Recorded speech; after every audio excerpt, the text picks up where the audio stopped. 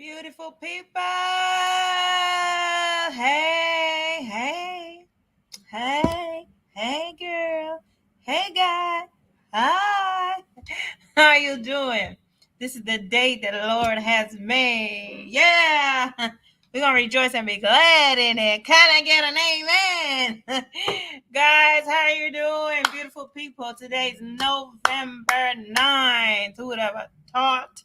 We have one more month before we end this year. Let's end this year strong. Okay, on a personal note, make sure you do something great before this year ends. Make sure you accomplish something or try to accomplish something. Make sure you do some prayers concerning the end of your year. Make sure, in other words, as far as you're concerned and as much as in your power, do the best you can to end this year well, guys. It's November 9th. Thanksgiving is coming up, good food. It could just be something like simply as starting to work out. I'm starting to work out myself, guys. I'm just back in the gym a few weeks now. So here's to keeping strong. Here's to keeping consistent. Here's to finishing out at the gym. So, guys, today I just have this great topic. I've been realizing more, and I think I've always realized that this is a question in people's minds, and I've always realized I think that people don't quite understand how vowel works when it comes to this one particular issue. And I think I always, at least I thought I had addressed it in multiple lives. But it looks like there's a disconnect somewhere. Because I was just talking to one of my current clients yesterday. She was really panicking, really freaking out. She was thinking that by filing for VAWA, she's either going to harm her spouse in some way, or she was thinking that maybe by filing for VAWA, we're encouraging her to divorce. And I was like, oh, no. I said, I thought I made this clear to you at the consultation. The fact that you're filing for VAWA doesn't mean you have to divorce your spouse, right? Remember, VAWA is based on either present, past, or past problems. So, like, your whole VAWA case could be based on something that happened some time ago in your marriage. That it doesn't necessarily have to be present. Also, it could be based on present problems you guys are having. But it doesn't mean that there's no marriage counseling. In fact, I encourage all my people to try to do marriage counseling. Do your best to save your marriage, right? Do your best to save this marriage. But you can be saving your marriage and filing for VAWA at the same time. And this is just basically the gist of this conversation today. To be honest with you, I'm going to say something that some people will think is controversial. But to be honest with you, men don't have any problem with this idea. My male clients don't have a problem with the idea of the fact that you can be filing for VAWA and still save your marriage, still be working on your marriage. But to be honest with you, I'm just using this, I'm just saying based on my experience now, right? The majority of my clients are men, all right? But we have some female clients. In my experience, my female clients are the ones that have a problem in their minds of how am I going to file for VAWA without harming my spouse, or how am I going to file for VAWA without it equaling a divorce. In other words, it is possible, and I'm speaking to everyone now who's listening, whether you're male or female. It is absolutely 100% possible for you to work on your marriage, for you to better your marriage, and at the same time file for VAWA. Why? Because the two things are not related at all. Okay? They're not related at all. So in other words, you don't have to be going through a divorce to qualify for VAWA. Number two, VAWA does not even require you to be divorced to qualify for VAWA. I mean, you can be divorced and qualify for VAWA, but it's not a necessity. So in other words, even when people come to my live and ask me, do I qualify for VAWA? And there's people who have tried to ask me on my live and say, should I divorce my spouse? I always say, well, that's a personal decision. And that's also what I say in my consultation. Whether you divorce your spouse is a personal decision. In other words, that's never my encouragement. The law doesn't require it. And that's something, in all honesty, that you should come to. If you want to divorce your spouse, it should be your complete 100% decision. I've got nothing to do with that. The law has nothing to do with that. VAWA law has nothing to do with that. So to clearly state it, as the law states it, you qualify for VAWA whether you're married, currently married, whether you're still living in the same household with your spouse, whether you're separated, whether you're divorced. You qualify for VAWA in all four of these situations, okay? So you qualify for VAWA even if you're still married. You qualify for VAWA even if you're still in the same household with your spouse. You qualify for VAWA even if you're separated, now living in two different residences. And you qualify for VAWA even if you're divorced, okay? So to answer this whole big, to dispel this whole theme or this myth that people think that I come on here and I encourage people to divorce, that's absolutely not true. It's something I don't, even from personal religious reasons, I don't recommend that. But if you want to, you totally can. So I don't recommend it. I also don't discourage it. Okay, it's a personal decision. So in other words, it has nothing to do with your ability to file for VAWA. Okay. So I hope everyone got that.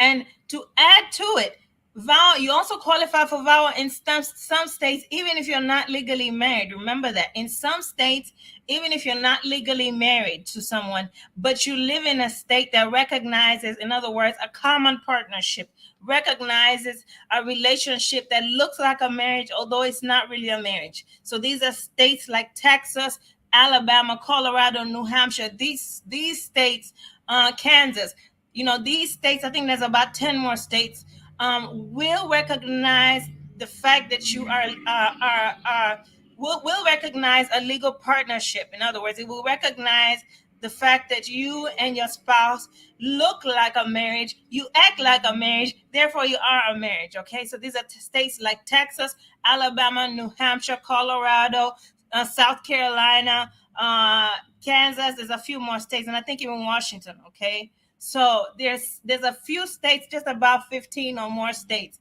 that still in this day and age, 2022, will recognize a relationship as if it's a marriage, even though you never legally got married. But to qualify, even in those states, you have to actually be living together or have lived together. You have to have had property together or have had children together. In other words, you need to be doing some commingling in some way, form, or fashion, so that the average person who looks at you will think, okay, these two are married. Okay.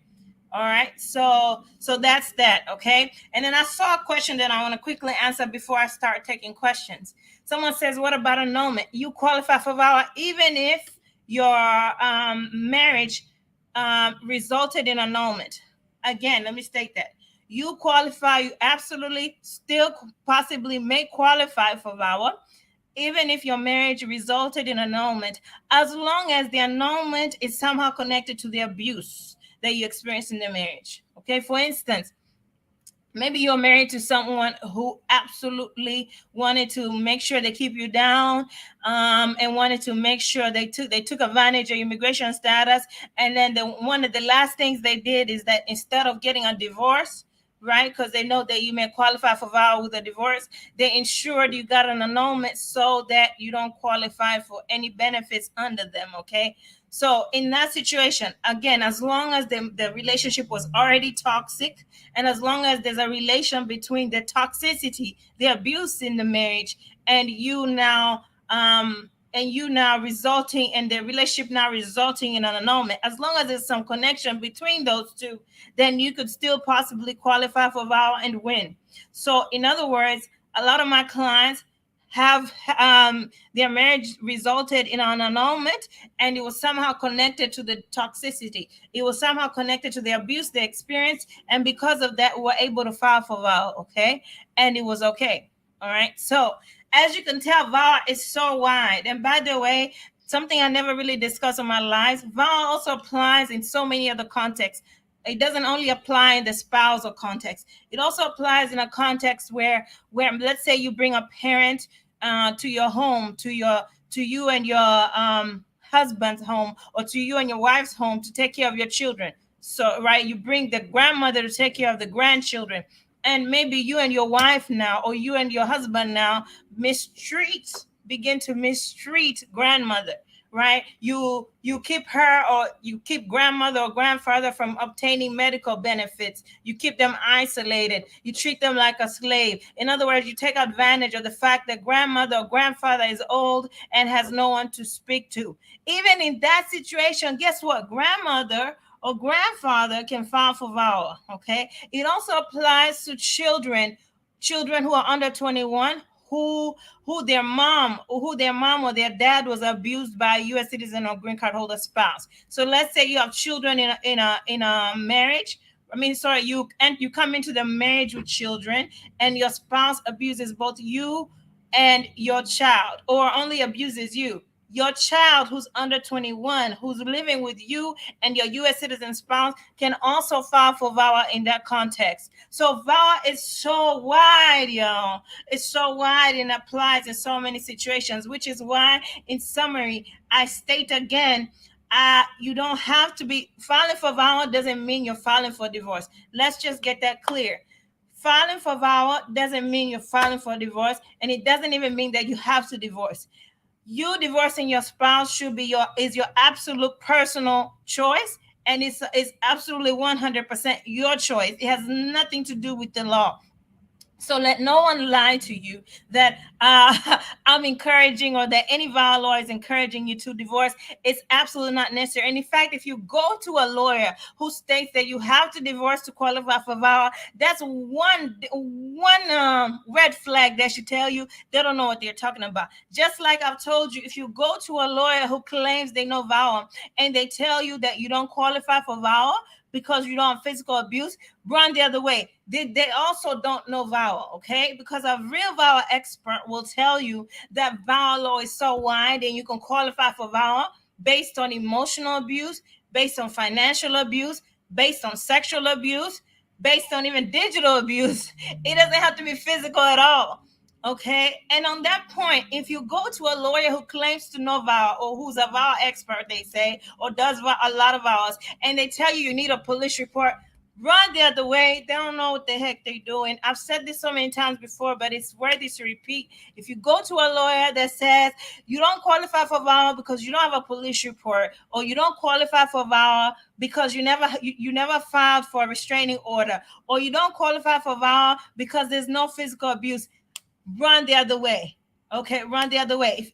On that same token, if you go to a lawyer that tells you you need to divorce first before you can file for VAWA, run the other way. If you go to a lawyer that tells you you have to have a pending divorce to qualify for VAWA, run the other way. Person doesn't know what they're doing. Okay, all right. So I think I've killed this whole myth of people who think that you have to be divorced to file for VAWA, okay? And on that same token, the last thing I want to state before I start taking questions, you filing for VAWA doesn't mean you're harming your spouse in any way. And I've told you just transparently and clearly and honestly that this is something that I see my female clients struggling with more than my male clients.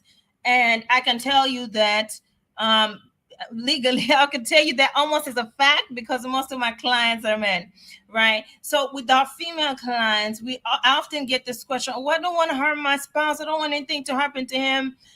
To be honest with you, the male clients don't really most times care. I hate to say, but some of them do, but most of them, they don't care. When the relationship has gone bad, it's gone bad. They don't really care about you. But for the female clients, I really get this question a lot. But I want to tell you, I want to assuage you that the law states your spouse cannot be prosecuted for anything they ever did to you. It doesn't matter what they did to you. They could have beat you, could have raped you, they could have done a criminal act against you. They cannot be prosecuted for what they did to you. So let me just assuage all the people who are listening, okay?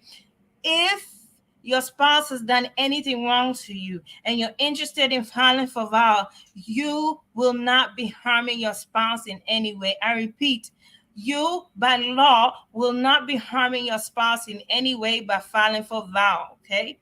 Just take it almost like a fact, okay? Because I've been doing this for years now, and I haven't seen not even one of our U.S. citizen or green card holder spouses be arrested, or I haven't seen any of them be affected in any way because their U.S. because their immigrant spouse filed for VAWA. Okay, all right, great, great, great, great. So that's my talk for today. I hope y'all got it. If you didn't, click the rewind button. Rewind, okay? Let me start taking questions while I still feel like answering questions. Guys, this question answer session, I'm here only for the next 10 minutes. So by 1:21, I'll be done answering questions. If you want me to answer your question, come live now. And I come live on IG. Hello, how are you doing? Hello, madam. Hello, madam on the right. How are you doing? Hello. Hello, how can I help you today? Hi, I have a question regarding VAWA. If like somebody receive a work permit, so that means VAWA approved? No, not at all. That's just something you get along the way. But it is a good sign. But no, it doesn't mean your vow is approved.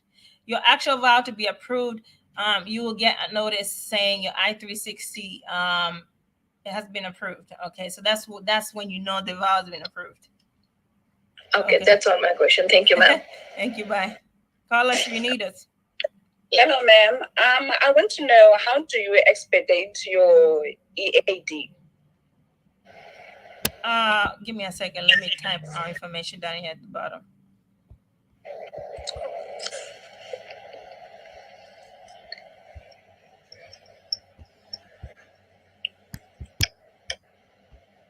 Let me ask you, ma'am, do you have a lawyer helping you? No, ma'am. I'm too broke to go to that route. Okay, at least you're honest. Well, usually you need to show some emergency reason, like show that you've been affected in some negative way by the delay. So maybe you usually would need to show that you're maybe you out of a home, or you're about to lose a home, you're about to be evicted, or you've lost a job, things like that. Okay, does my CNA certificate counts? Because I believe that when you are in the healthcare yes, profession, that absolutely helps. That absolutely helps. And what I was gonna say next is that even if you file for one and it's approved, just remember it's a whole nother thing for immigration to send it out. Work permits have been getting delayed the last 2 years, really after COVID, especially last year they were really delayed. Immigration is just starting to catch up now. So try it, but just remember, patience is the name of the game, because sometimes they can even approve it, but it may be even sometimes in some situations it may be weeks later or even months later, even after they approve your expedite request, that you get the work permit. So just keep patient, be patient, and if you're a person of prayer, I encourage you to pray on it, because you're gonna need to. Yeah. Thank you, ma'am. Take care.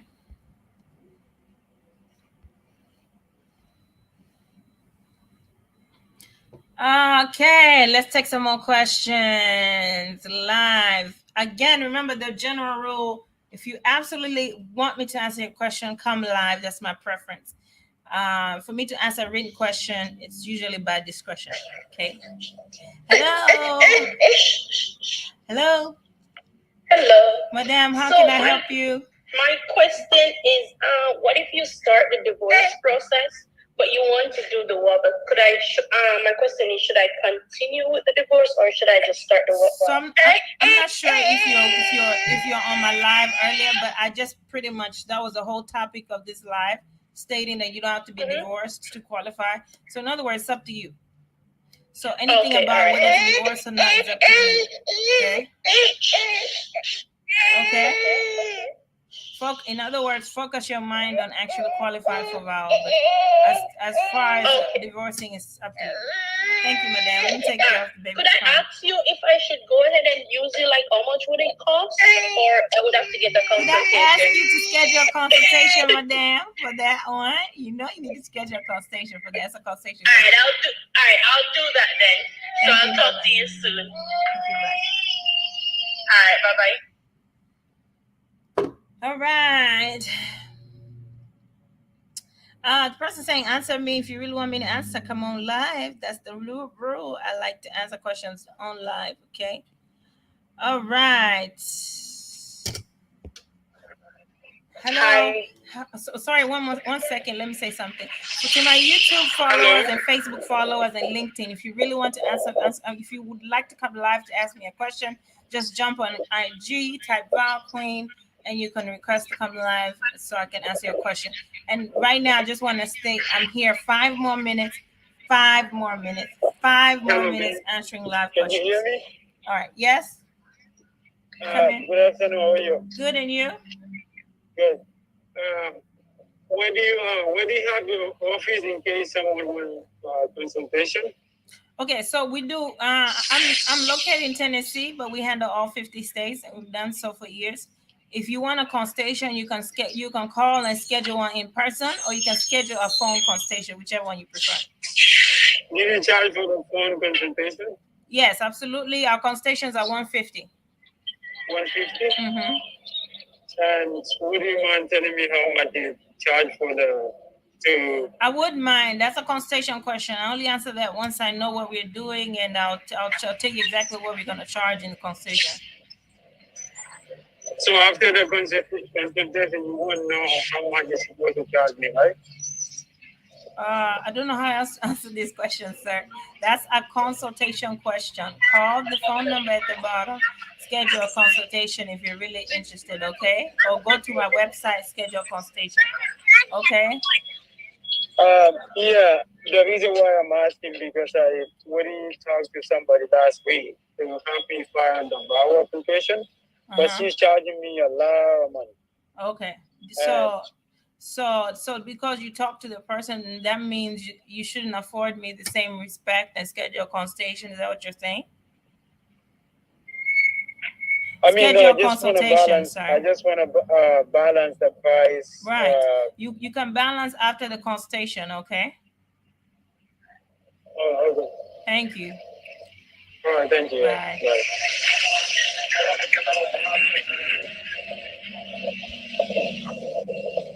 All right. Let's see. Hello, madam. How can I help you? Hi. Hi. Good afternoon. Good afternoon. How are you doing? I ask if you only do the VAWA or do you do other immigration stuff as well? We do so many other things. It's a great question. We do adjustment of status to marriage. That's the opposite. That's the kind of case that's based on a good marriage. And we actually started off doing those cases. And we also really mainly started doing also asylum cases. So these were my main specialty before I found out about VAWA. So asylum cases also really do, and we are great at those. We also do adjustment of status to marriage cases. Okay, and for the consultation, what's the turnaround time? Because you look like you're busy, and some people like myself were very persistent. So if I do go to the website and reach out and all of that, how long do I wait before I maybe reach out again and just follow up? No, so the way it works, once you schedule a consultation, we have a consultation. I'll tell you whether I'm able to take the case or not. And from there on, I'm going to reference you to the live I did last week, the very last one. It talks about our systems, why I'm called the VAWA Queen. So on there, you will find that I stated that most of our cases we send out within 2 to 3 weeks. We're very fast. It's one of the reasons why we have a good reputation. Okay. For asylum cases, those ones take a bit, usually a week or 2 weeks longer, because those ones are even more difficult, and I have to write an even more detailed legal brief for those. So our turnaround time, in short, is very, very fast. Probably one of the fastest in the game. I can tell you that for a fact. Okay, thank you. I'll go look at the website and try to just get to know more and book an appointment. Thank you. Sure, not a problem. Thank you. Bye-bye. Bye.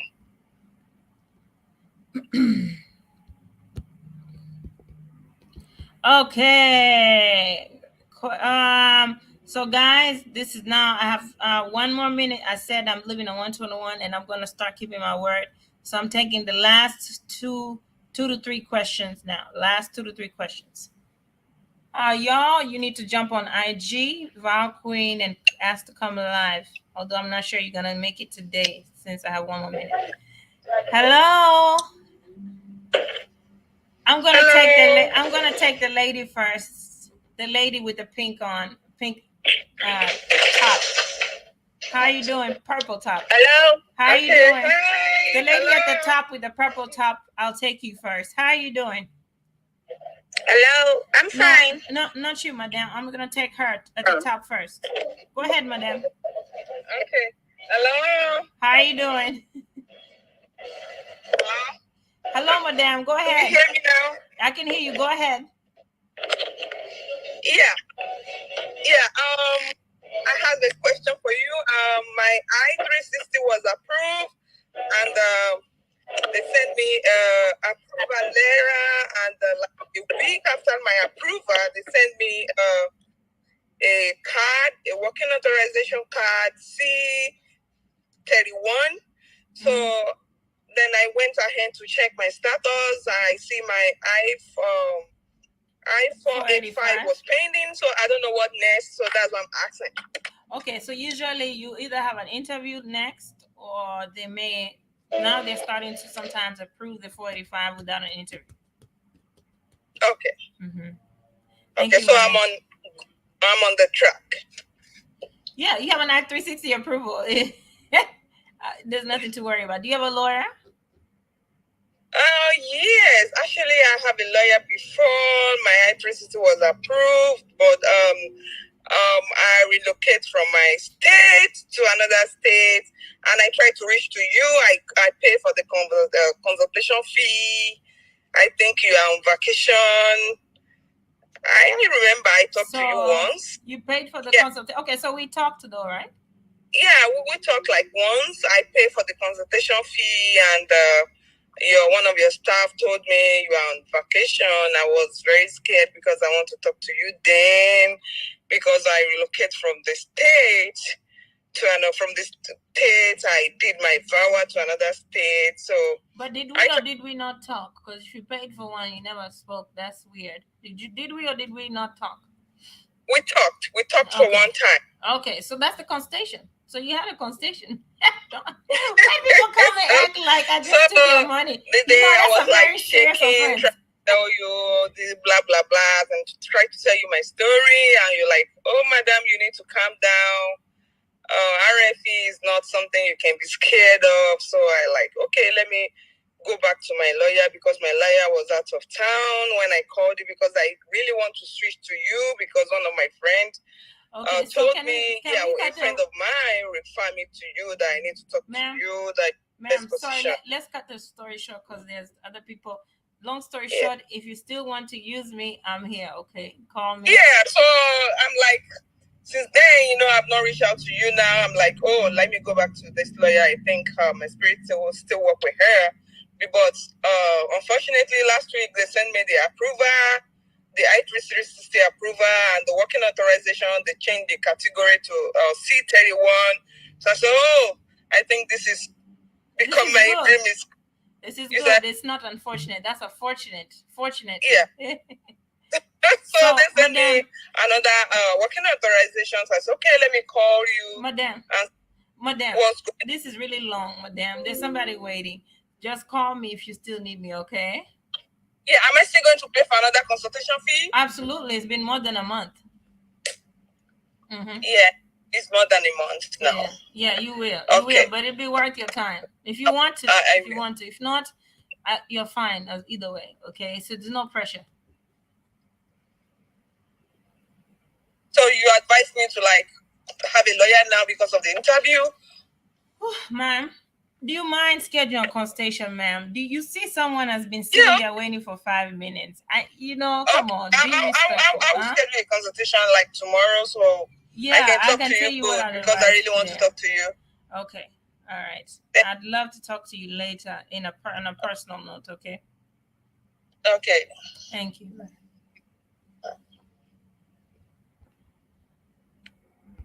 Hello, sir or ma'am on the right. How are you doing? Yes, ma'am. I would like to ask, does the fee waiver application have a negative impact on your application? And another question is, does RFE fees, well, maybe if I get an RFE and I come to you, is it going to be an equal fee as if I'm starting a new case with you? or how is it gonna go? I don't know until I have a consultation. I'll tell you what I recommend, because sometimes it just depends on what has been done yet. So when I have the consultation, at the end I'll tell you, okay, I recommend either we start afresh or I can continue what the other. You haven't had a lawyer, right? You've had a lawyer. No, ma'am, not yet. Okay, or I did can it by tell you I myself. can continue what you did. But most times, of course, my preference is to start afresh because, of course, I can only trust the work that I've done. Okay. Okay. Yeah. Does the fee waiver application have a negative impact on your case? I think the other lady really spoiled it. So, so I'll answer yours. But usually, remember, it's only supposed to be one question. So, fee waiver is just a fee waiver. Shouldn't affect your case in any way. Okay. All right. Thank you, ma'am. Sorry about that lady, though. It's okay. Thank you. Bye bye.